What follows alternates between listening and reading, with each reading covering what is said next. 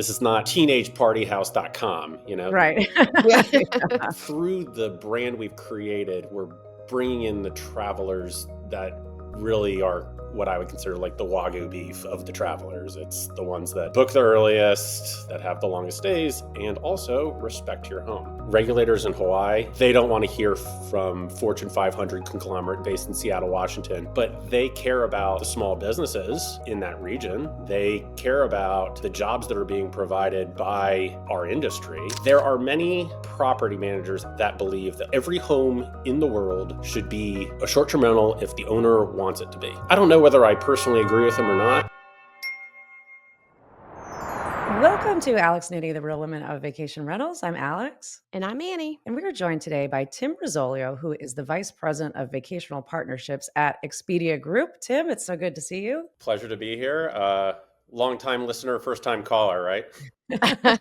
Well, we're happy that you decided to join us. And you are joining us from a property that you're going to be showcasing soon, right? Yes, we are in Temecula, California, at a beautiful home that is going to be featured in our Vacation Rentals of the Year series over the next handful of months. Premier host, amazing property. I just took a conference call in it was a bridal suite. There's so many weddings at this thing that there's a bridal suite at Wow. the house. Wow. It's pretty fancy.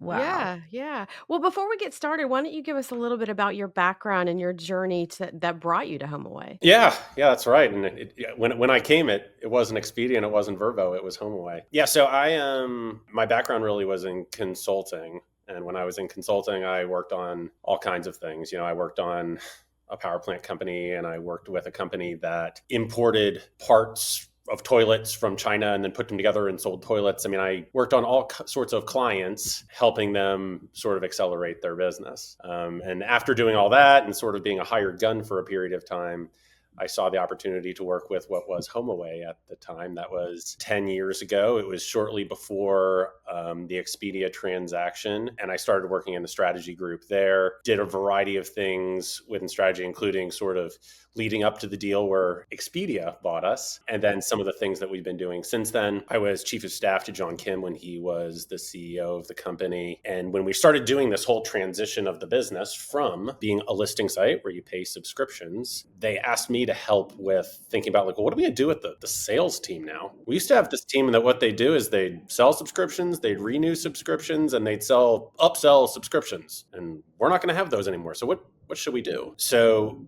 me and some other people, Kevin Lowcraft, Jeff Hurst, like we worked on this whole program to really think about transitioning into a account management team. And after I really helped with those efforts, about, I guess it was 3 or 4 years ago now, I had the opportunity to actually lead that organization. So now I'm in charge of the partner side of our business, which includes everything from acquiring new properties to getting those properties ready to book. And part of that, and something I'm very proud of, is a team of 250 global account managers that hopefully many of your listeners are aware of, that really like it's their job to help you be more successful on the site. So think about vacation rental supply all day, every day. And as you can see, there's some perks of the job.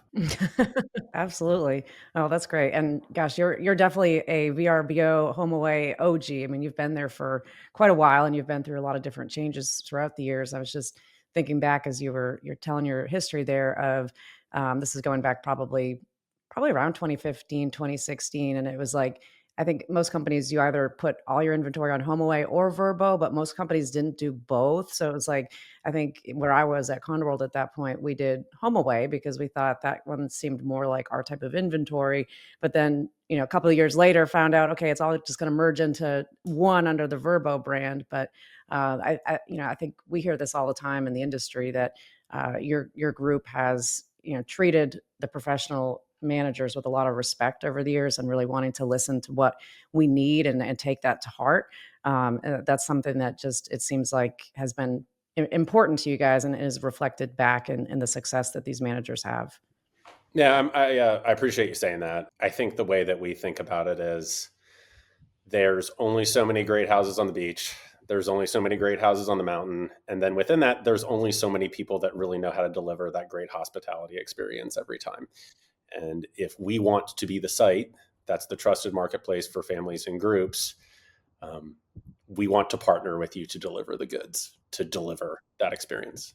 And it's funny you mentioned the, sort of the fragmentation of brand stuff. I mean, that's part of our story. I mean, HomeAway was an umbrella business that bought VRBO or VRBO at the time, and bought Abratel and bought Stays and bought Faywo, which were kind of like the VRBOs of those countries, all rolled up via M&A, separate tech, separate supply, all sorts of separate. And then we were bought by Expedia, which was another company built via M&A, whether it's hotels.com, Hotwire, Orbitz, HomeAway then. And like, that's part of the complexity that we've been trying to unwind for the past decade, is all of this M&A buildup that was then acquired by M&A buildup in a world where moving fast on unified tech is where we need to be headed. And there's a lot of challenges in doing that, but that's the journey. Yeah, I remember I was at Expedia kind of during the time when they did all these acquisitions. So it was like Travelocity, Orbitz, there, and then HomeAway was like the big one that happened in the middle of it. But I remember all of us talking like on the market management and account management side. I was like, okay, when is all this going to go together? And one of the product people was like, just think of this as a giant Jenga puzzle, and if we move one piece at the wrong time, it's going to collapse everything. And when he put it that way, it like really made sense. This was a long game. Like this was something that was going to take time. But I think that you guys have executed very well and brought everything together. And what I wanted to kind of jump off of that and look at last year. I think a lot of things were moving last year. And so maybe it wasn't necessarily, I won't say it was a bad year. It wasn't necessarily a great year in terms of, what was going on within the market for VRBO. So why don't you touch on that and like maybe some of the things that you guys have learned and maybe are changing for 2025?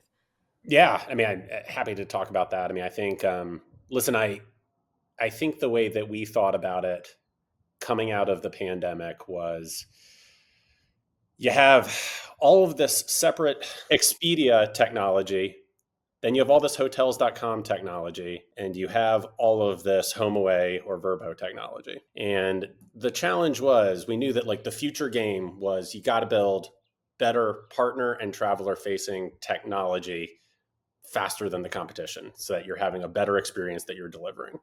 And the problem was, every time we had an idea, you needed to build it on all three of those tech stacks. So we we said, we're going to take a few steps back here so we can take a few steps forward. And we started really bringing a lot of that technology together. Now, when you do that, you're going to lose a whole bunch of functionality that was built over the years specifically for the VRBO platform that was, conversion accretive. And when we took those steps back, conversion goes down. When conversion goes down, it's harder to spend just as much marketing dollars and deliver the financial results that you want. And as such, we took our foot off the gas a little bit on marketing as well.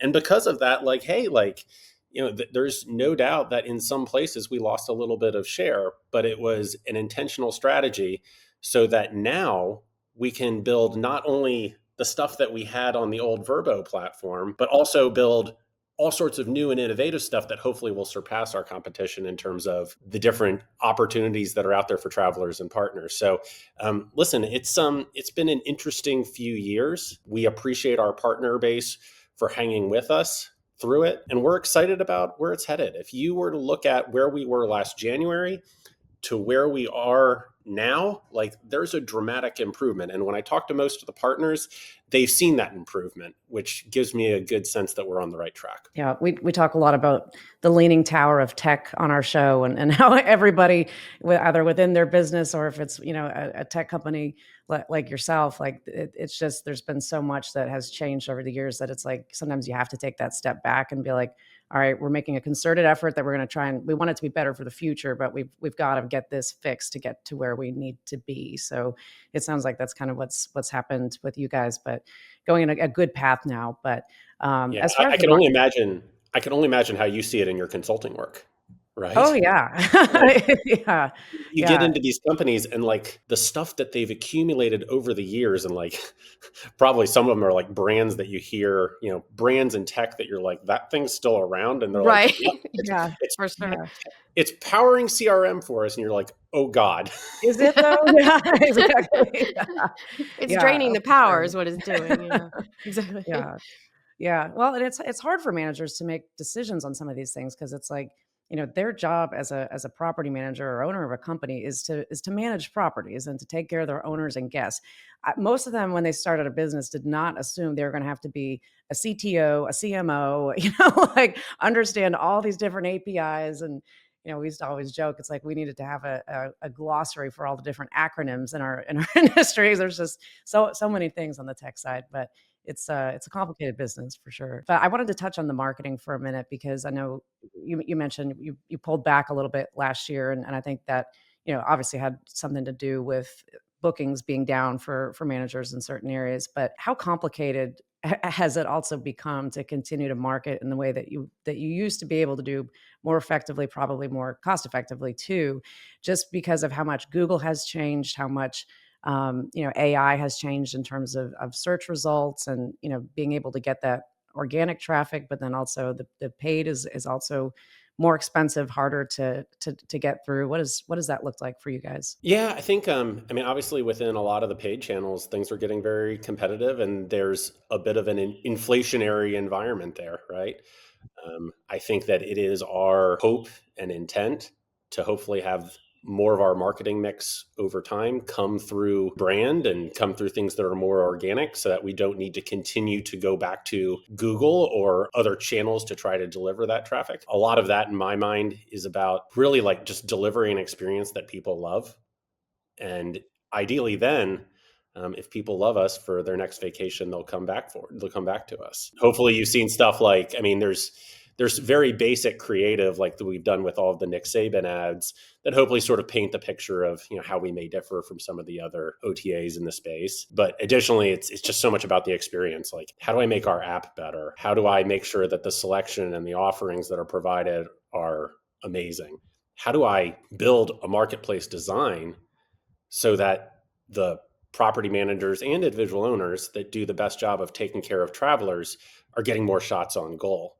So I think the marketing story will come to life if that we can deliver the goods in partnership with people like our, some of the best property managers in the industry. So on the kind of on the branding and I think like the stickiness of the brand overall, how do you think that the One Key program plays into all of this in terms of the benefits for the property managers? Yeah, I mean, I think one key, what we find is that about 2/3 of the people that burned their One Key cash on VRBO since One Key has launched were people that had never been to VRBO before.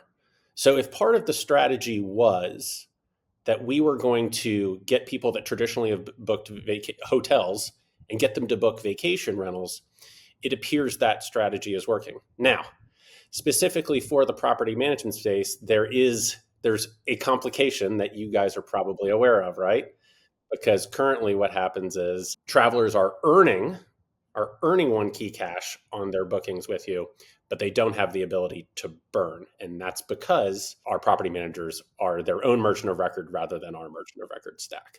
So, that's one of the reasons that we are introducing an option for property managers to be on our merchant of record. But we also understand like, hey, maybe that's not for everybody. So we're going to try to figure out what's the right way to really thread the needle. Yeah. So I think you're taking it sounds like you're taking some of the approach that like some of the hotel brands are. They knew they were losing people from their brand on the hotel side, going and seeking alternative accommodations and maybe going to a VRBO or, a vacation rental site, and they're seeing it as like, how do we keep our users within our ecosystem? So it's adding on that other side of the industry. So it sounds like what you're trying to do is just meld the two together. I think that's right. I mean, and it's all consistent with some of the stuff we talked about, the platforms coming together too, because, through all of the legacy stuff that you remember, Annie, from your time with us, like a lot of people like didn't even realize that hotels.com and Expedia were owned by the same group. The idea was ideally you have something that ties it all together.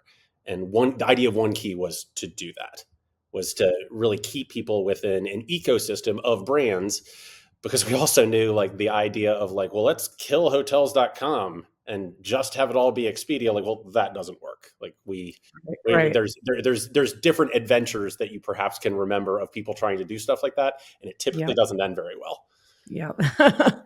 Yeah, no, I mean, people, they're obviously going to have affinity for the brands that they use the most. I mean, different demographics to trend towards certain brands more than others. But I am curious on the One Key side. So, is there a way to roll that out, even if it's just for VRBO? I mean, like, I think the huge opportunity in the industry is creating for one of these OTAs, one of the major companies. Marriott's doing a great job with it, but to truly create a loyalty program that, it makes people want to go back to it. I mean, Airbnb is very sticky, but they don't have that loyalty side. So I feel like that's a huge opportunity for VRBO. But could you have it so that even if the property manager is merchant of record, there is a way, I mean, that even if it's just within VRBO, that it's not going off onto the other platforms? Like, is that even possible in the future? It's going to be tough. And the way I would describe why it's tough is like, think of One Key Cash as it's just like a currency.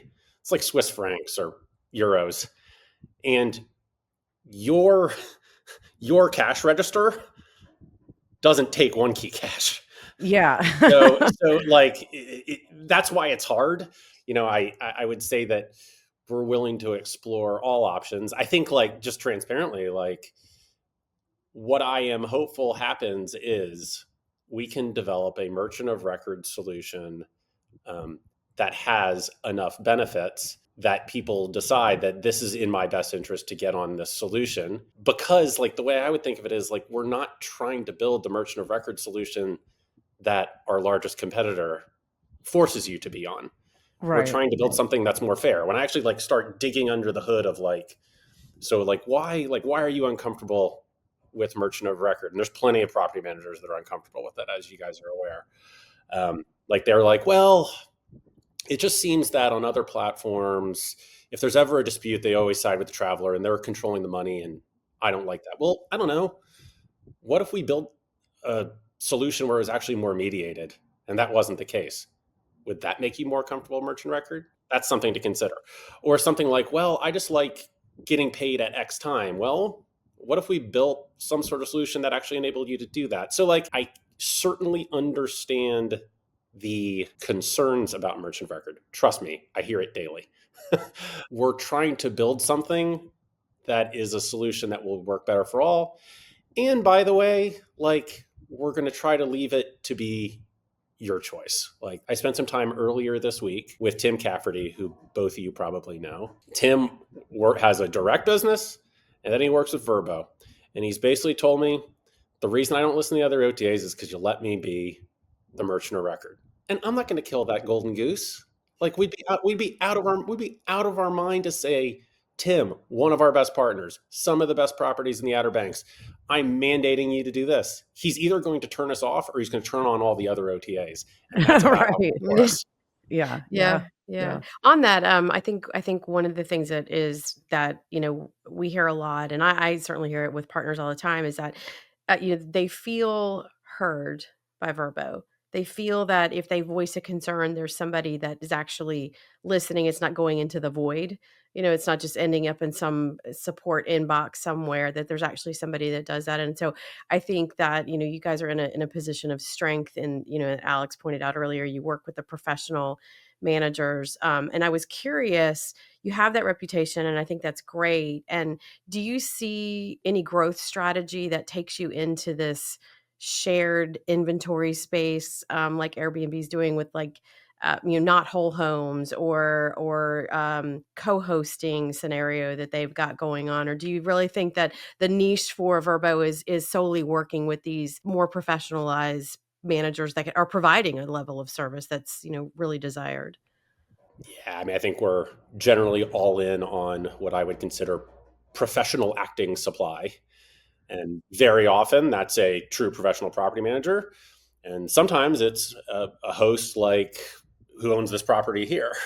It's somebody that they provide amazing experiences. They never cancel. They accept their bookings. They get great reviews. They deliver the goods. So like, I actually think that's going to be core to our strategy going forward. As for shared spaces, like on VRBO, like, no, we're not doing it. Like that's so inconsistent with our brand. If in fact, we find that type of inventory potentially sells better on Expedia or hotels.com, or as we really dial into like the whole B2B network where we power supply for others, is it something we would consider? Yeah, probably. But like for VRBO, no, that's Not not the what that core brand brand. is. Yeah. That's not Yeah. what the brand is. And then co-hosting, obviously, like we've looked at it, but part of me is like, I already have the best co-hosts. They're called property managers. Right. And Yeah. I'd Yeah, like to exactly. be, if the idea of co-hosting is that our largest competitor is going to find RBOs and get somebody to help them manage properties, there's experiments that we've done where we actually do those sorts of referrals with property managers.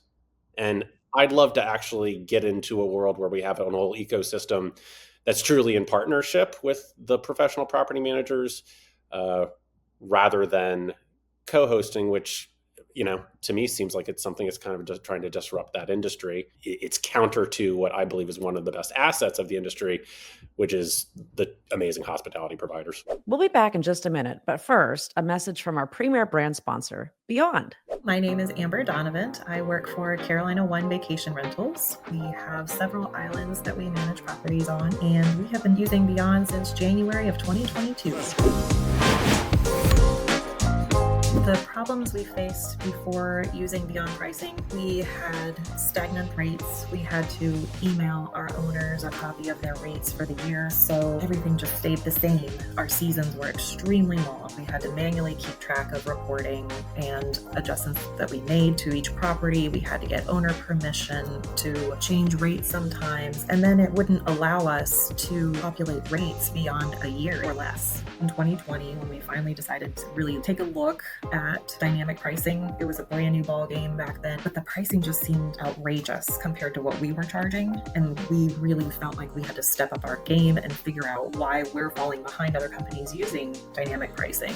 We specifically use Beyond for dynamic pricing, so your rate will fluctuate daily, sort of like airlines, and that brings in the most revenue, but they also take into account search demand. Beyond makes my life a lot easier, just in the fact that everything is in one place. I have the majority of the reports I need in a very concise format. My days have gotten a lot better because I don't have to manually find if certain dates are not bookable. It spits out a report for me saying, hey, there's a day here. It's unbookable. You may want to reach out to this guest to see if they want to extend their stay and pick up a couple extra bucks for that night. Or there's a 4-night gap and it's not bookable because you have a 7-night minimum for your property. You can go in and change those kinds of things very easily. I can see everything I need and compare everything I need in a much quicker time frame. If you're not using Beyond already, you're leaving money on the table because there's just so many features that it has that you just don't even think about on a daily basis. I'm going to recommend Beyond simply for the fact that it gives you real-time data that you need to instill trust in your owners and your property managers and your staff. There are other pricing systems out there, of course, but the support we get from Beyond's representatives is just undeniable. We haven't encountered that with any other systems we've tried. So far, we've had an increase of about 20% in our revenue, which is huge. It's invaluable to us. We turned off Beyond tomorrow, I would probably quit. Ready to maximize your vacation rental revenue with smarter pricing? Beyond makes it easy with cutting-edge dynamic pricing and revenue management tools. Get started today with a $50 credit and free onboarding when you sign up at beyondpricing.info/Alex and Annie. Take control of your pricing strategy with Beyond today. So one thing that also comes up quite a bit in talking about OTAs and the different kind of guests that come from OTAs is a lot of property managers don't feel like they are as good of guests, that they're, sometimes there's more trouble that happens and, there's more risk and safety issues and things like that. But I don't hear that nearly as much about VRBO. But I mean, how do you guys look at trust and safety in this process, both in protecting the property manager, but also the guest? I think that we have the benefit of everything that our brand represents. And if you just look at our creative and some of the tools that we build in the product, like it's all about how do I help families and groups do better? This is not, teenagepartyhouse.com, Right. This is, although when I was a teenager, I probably would have loved that site, right? Right. Exactly. Through the brand we've created, we're bringing in the travelers that really are what I would consider like the Wagyu beef of the travelers. It's the ones that book the earliest, that spend the most, that have the longest stays, and also respect your home. Now, I think we've done a lot of that really through brand. I'd love to see us do better on it via actually building more functionality and technology. Like, for example, like I think that I'm advocating a lot for us to have more things within our process that enables traveler verification and perhaps enables property managers to actually target the exact types of travelers that they want. Like, so for example, are there different things that we could put in place surrounding the way that you set up your inventory that makes you really be able to target those people that are like, let's say what I really want here is I really want somebody that's going to have a week-long beach day. Like that's actually our bread and butter. But also then what if we enabled more targeting capabilities where if you had a Sunday to Tuesday that was open and you're trying to fill that gap, but you want to fill that gap with still a good traveler, what's the ecosystem we could create that would actually enable you to do that? Like for me, it's about developing audience targeting, but doing it in a way where we still have that backbone of trust. Right. Yeah. Yeah. Yeah. And how do you, I mean, obviously you can see where somebody is staying when they book, different reservations on the platform, but is there anything else that your marketing and team is doing to learn more about the guests that are booking on VRBO? I mean, as far as targeting? Well, one thing that's really good about that is actually One Key, because if you're providing people incentives to log in and build history with us, that enables us to have more information. Kind of the holy grail in my mind would be like, if I could identify these are the travelers that have booked at Four Seasons and Ritz-Carlton, and I could one way or another then show those types of travelers to the property managers that have the higher end supply, that would be the holy grail. And theoretically with One Key, a lot of the pieces are there. That kind of goes actually to my next question is, just kind of if you, Tim, had your, wish list of things that you could do, what do you think is most important? Do you think it's most important to be able to provide more for the property managers? Do you think it's more ease for the consumer? Do you think it's a meld of both? Like what would you, if you were to build your perfect scenario, what would that look like? I mean, I think clearly it's a combination. I think the main thing, the number one thing in my mind is how do we differentiate our experience for families and groups, largely on the traveler side of the platform, so that they want to come to us rather than to our competitors. And because like first and foremost, the reason that the partners work with us, like, hey, I'm flattered when people say that they love working with our account management team. And I love hearing that we have like, some of the better guests and stuff like that. But what they really want is they want us to fill their calendars. So for me, it really starts with that traveler experience and a catered traveler experience that's very consistent with the traveler that the partners want. Now, that being said, I think we got a long way to go on the partner side too. Like I think there's a variety of different things that we're investing in surrounding our ability to provide better information to your software providers so that you can manage your business better. And I think there's a tremendous opportunity with what's coming with our whole promotion suite that will enable you to actually target some of the travelers that you want. And that's something that we're really excited about. Yeah, no, that is exciting. That's cool. That's awesome. I want to get your take on regulations and some of the discussions that are going on across the country right now. Does VRBO get involved in that with any of the like local associations, or kind of what is your role on the regulation side? We have a strong government affairs team, and generally what they do is, rather than being the voice of vacation rentals, what we try to do is set up the alliance, empower the local hosts and property managers to get engaged and involved. Because you know what, like regulators in Hawaii, like they don't want to hear from Fortune 500 conglomerate based in Seattle, Washington about what they're supposed to do, with what they might perceive as a health and safety problem, or what they might perceive as an affordable housing problem. Like what somebody in Seattle, Washington says, they don't care.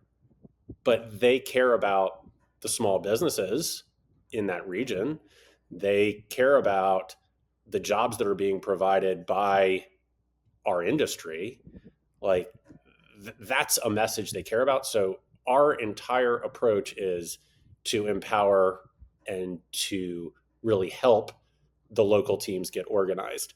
And there's another part of this that's probably part of the ethos of sort is there are many property managers out there that believe that like every home in the world should be a short-term rental if the owner wants it to be.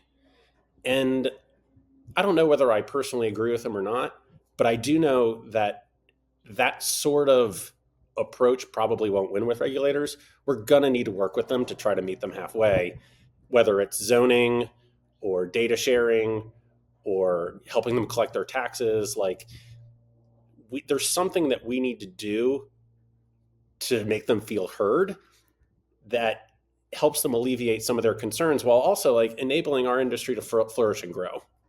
Yeah. So it's interesting. One of the things that Alex and I talk about, and anybody that knows me knows it's like a hot button for me, is the education of the newer people that come in the business, and also to some of those people that maybe they've been in the business for 5, 6 years, and they came in after COVID and they grew they just grew like way beyond what they had planned. They had no plan. They had no resources for education. And so what do you see VRBO's role in being able to help someone go from that one unit to, scaling up and having access to that knowledge and understanding of, what's the best practice for being a good host, and what is it, what's the best practice for distribution? Like, do you feel like that your account management team can assist in that role? On the regulatory side, I think a lot of it comes via partnerships like we do with Rent Responsibly. Like Alexa and Dave Kraus do and Dana Lubner, she's involved. Like they do an amazing job of the education piece. And we partner with them. We help sponsor them.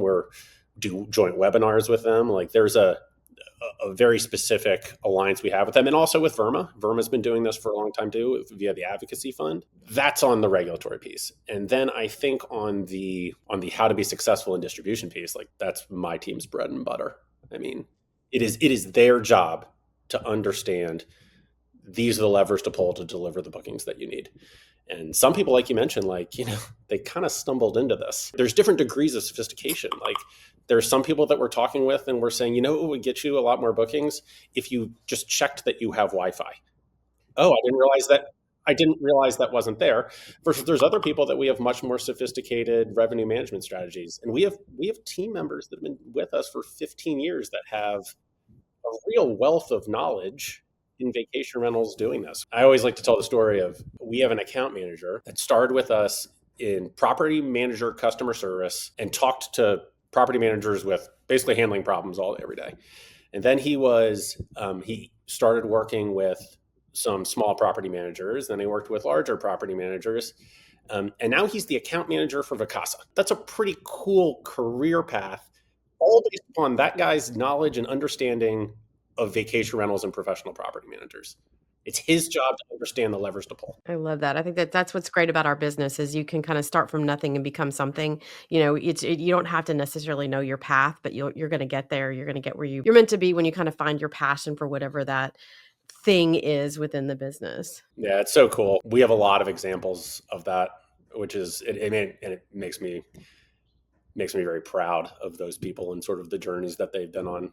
Because it's also one of those things where it's like, I know that money doesn't buy happiness, but I know that what that person made X number of years ago, and I know for a fact what they make today. And I don't know whether they're happy or not, but I know they make more money, and that's right. they have going in the right direction anyway. Yeah.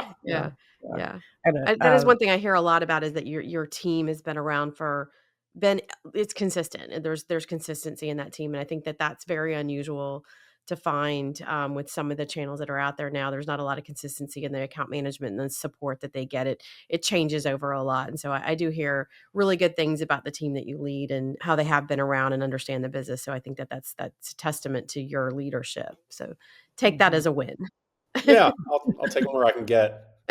We say that all the time, that it's like you can have not that VRBO is a subpar product, but you can have a subpar product in a lot of cases. But if the service is great, companies are willing to stay with that vendor, supplier, whatever it is, because they feel like they've got somebody that has their back, that is going to answer them, in a quick manner and get back to them so that they can keep running their business. But service is important for sure. Yeah.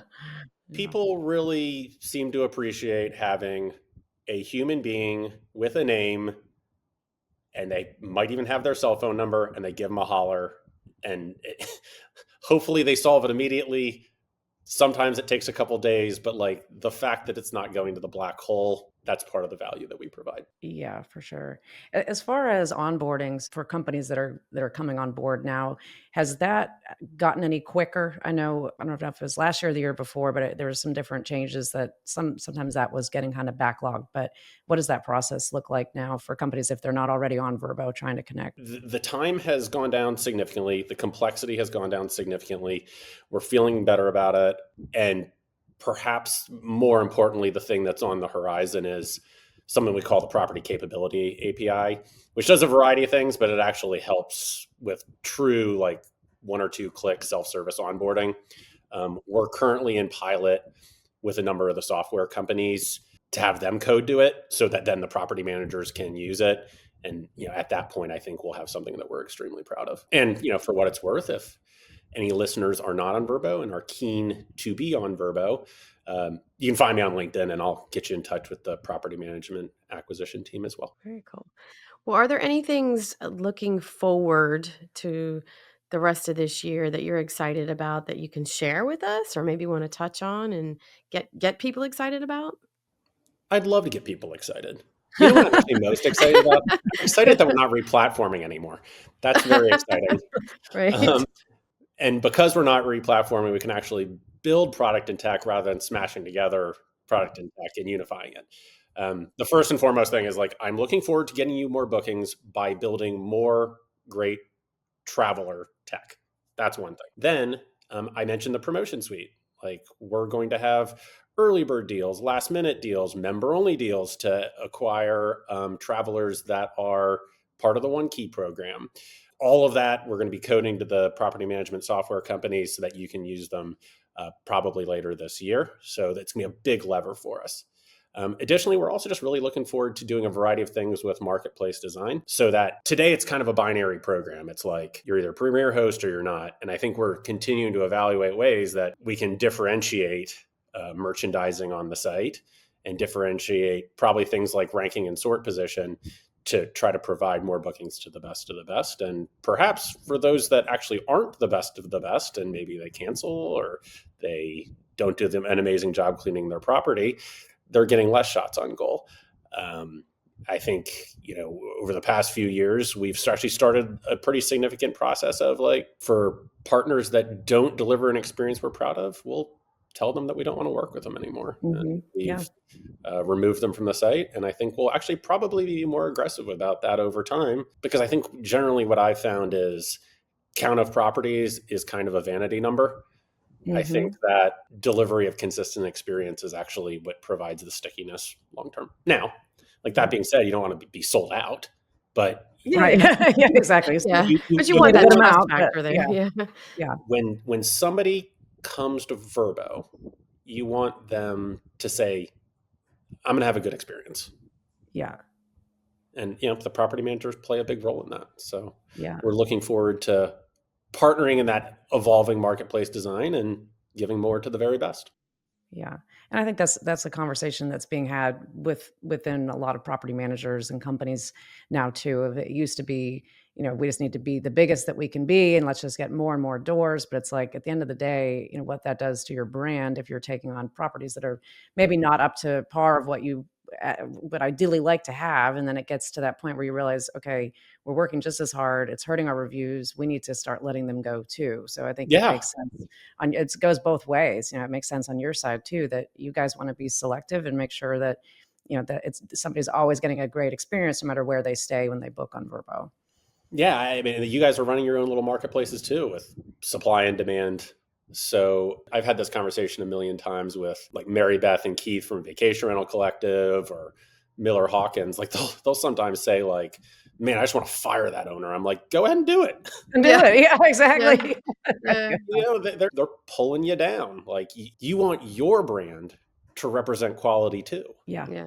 Sometimes absolutely. it's okay to say it is you, not me. Like, it's Right. it's okay. It's okay to break up with people. I think more people should do that. But I think that at the end of the day, that also that builds the trust for the consumer, that they know that they can come to the platform and they're going to get what you're selling. And then for the property manager too, that they know that they're not up there competing with somebody who's, Tom, Dick, and Harry, that's not paying attention and providing bad service and bringing a bad name to the industry. So at the end of the day, businesses, it's all about trust. And I think you guys do a great job with that. And I have to say, you mentioned it earlier. So as somebody who lives in the Southeast and watches Southeastern Conference football, I'm not a Nick Saban fan, not an Alabama fan, but I love those commercials. And I can tell you they resonate very well in the Southeast. Yeah, oh, I've heard. At one point, I asked our marketing team, like, any chance we could get Saban for Explore Fest, which is sort of the new Res Fest, which we'll Yeah. actually definitely make sure we have to have you guys out at Oh, this year. that's coming back? Oh yeah, we're doing it in What? September. Didn't tell us Yeah. about that yet. Okay, perfect. Well, Oh, I asked them if we could have Saban there, and they're like, "Yeah, I don't think that's part of the contract." Yeah. Can you imagine our Right on. Southeast property managers and Saban in there? Like, Oh I my mean, God, it'd be they'd be amazing. so People would stoked. show up in jerseys, just Yeah. like every Auburn fan and Florida fan would show. I'd be in my Florida jersey, but yeah, like That's that an would be interesting such a idea. great Yeah. opportunity. I Yeah. love that. Well, I'm a University of Texas guy. I know UT can mean a variety of things now. Yeah, Yeah. So I'm technically SEC as well. you are So now. Yeah, that's Yeah. true. yeah, it's Welcome. it's certainly a good time. But we'll see. There's actually, I'm clearly not supposed to spill any beans, but there might also eventually be some additional hosts from hell that might be coming up. So Oh. how about that for a teaser? Interesting. I think Hmm. that's like my brain is thinking now. And Exciting. will ResFest be coming back for this year? Are you allowed to Yeah. say? Yeah, Okay. yeah. It is. So it's in an every other year rotation now. Okay. Okay. We're going to have it in September. It's in Austin. So, I mean, the cool thing for us is I'm going to have It's home. 110 account managers there. So everybody's going to get to meet their partners. It's going to be really cool. Oh yeah, that's great. Yeah, I love that that. is really cool. Do you have the dates yet? Yes, it's in September, and I'd be happy to share it with you after this, so that you guys can Okay. send it Okay. out to the partners. But it's Perfect. a good time. I think Yeah. the last one I went to was in Red Rocks, probably 2017 or 18. That Before was a really COVID good was the last conference. one. I think that Yeah. was actually like the first conference that we went to as a company. That was a pretty good one. Yeah, So yeah. We stashed everybody out at Red Rocks. yeah, Yeah, yeah. It's a great yeah. property, though. Yeah. Yeah, exactly. Yeah. I think we learned that if you do it on the strip, it's hard to keep everybody contained. You do it out at Red Rocks, it can be your show. Yeah, Very 100%. true. Very Yeah. true. Well, Tim, if there is anybody that would like to get in touch with you, I think you said you're available on LinkedIn. I know I see you there a lot. Is there another better way to reach out to you if somebody wants to chat about VRBO? Probably the best place to start. And if I can't help you, I'll get you in touch with somebody who can. All right. Perfect. That sounds good. Well, if anybody wants to get in touch with Annie and I, you can go to alexandanniepodcast.com. And until next time, thanks for tuning in, everybody.